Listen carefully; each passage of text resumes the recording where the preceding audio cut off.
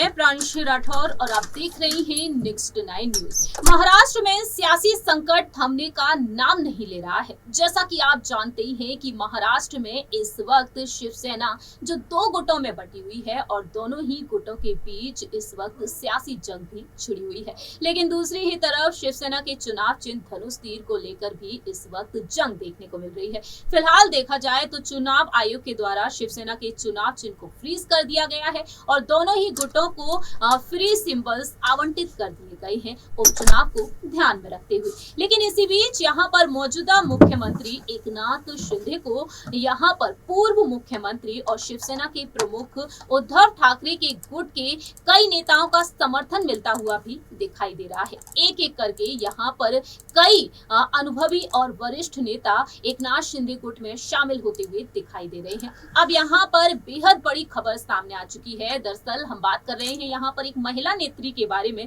जो अब कहीं ना कहीं एकनाथ शिंदे गुट में शामिल होती हुई दिखाई दे सकती है। ये कोई और नहीं बल्कि है दीपाली सैयद।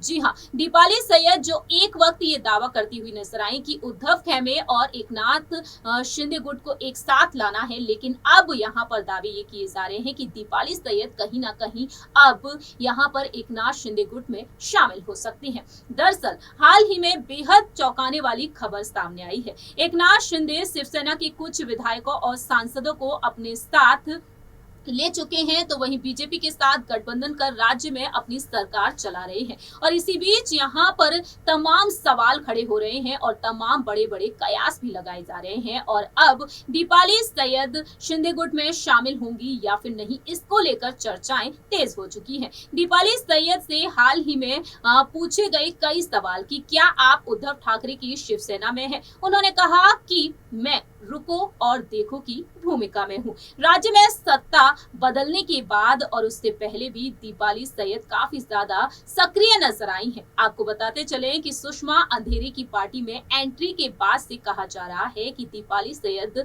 ज्यादा एक्टिव नहीं है। उन्होंने कहा कि मैं पर्दे पर नहीं आती और तू मैं नहीं करती हूँ, मैंने जरूरत पड़ने पर किया। सुषमा ताई हाल ही में शिवसेना में शामिल हुई। वह साबित करना चाहती है कि वह शिवसेना और अपने अस्तित्व में शामिल हो गई है। मैं 3.5 साल से शिवसेना में काम कर रही हूँ। सिर्फ पर्दे पर आकर कमेंट करने की मानने की जरूरत नहीं है कि आप राजनीति में सक्रिय हैं, मुझे बातें करनी है। इतना ही नहीं, उन्होंने कहा कि अगर आप काम करने वाले लोगों का समर्थन करते हैं तो हो जाता है। और यहाँ पर उन्होंने ये भी कहा कि हर कोई अपनी राय व्यक्त कर रहा है, सभी ने अपना ग्रुप बनाया है, जल्दी ही मेरा ग्रुप भी दिखाई देगा।